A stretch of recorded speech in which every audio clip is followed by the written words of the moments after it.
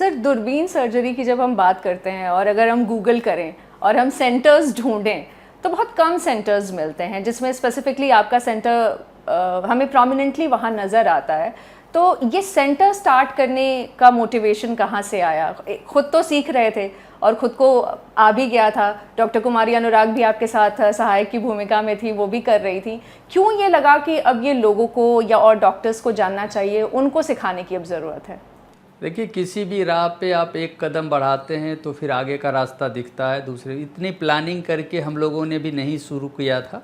हाँ, ये था कि जब हम लोग पीजीआई चंडीगढ़ में कर रहे थे तो वहाँ से अमेरिका जाना ज़्यादा आसान था, बिहार लौटना थोड़ा मुश्किल था।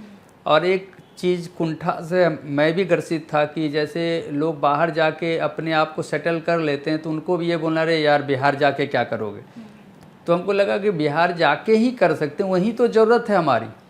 और उस चैलेंज को लेने का हम लोग ऊपर वाले से प्रेरणा मिली कि नहीं, उस जगह पे जाके ऐसा कुछ करें जो लोगों को भी फ़ायदा हो और हम लोग को भी फ़ायदा हो।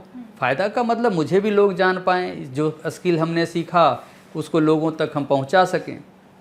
फिर जब यहाँ पे कुछ लोगों से पता चला कि भाई यहाँ तो कहीं कुछ होता ही नहीं है, तो ये जान के आपको आश्चर्य होगा कि इंडिया के अंदर जैसे मुंबई के पहले पायोनियर गायनेकोलॉजिस्ट जो लेप्रोस्कोपी शुरू किया वो बिहार के थे, doctor Rakesh Sinha, late doctor Rakesh Sinha.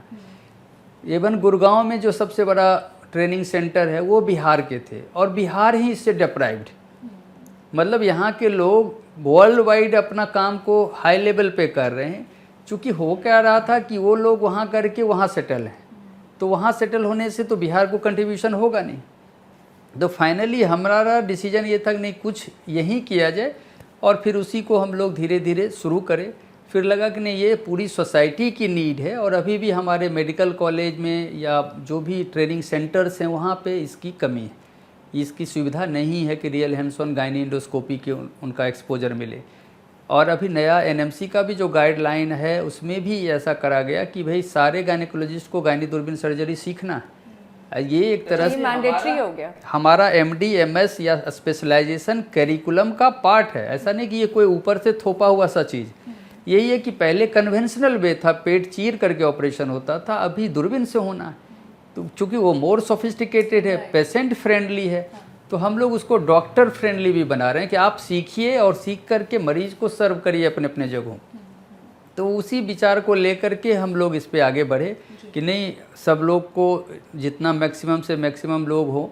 और इसीलिए इतने लंबे नंबर ऑफ सेंटर्स पे हम लोग इसको ट्रेनिंग या वर्कशॉप को आयोजित किया कि ऐसा हो जिससे लोग सीखें और जानें।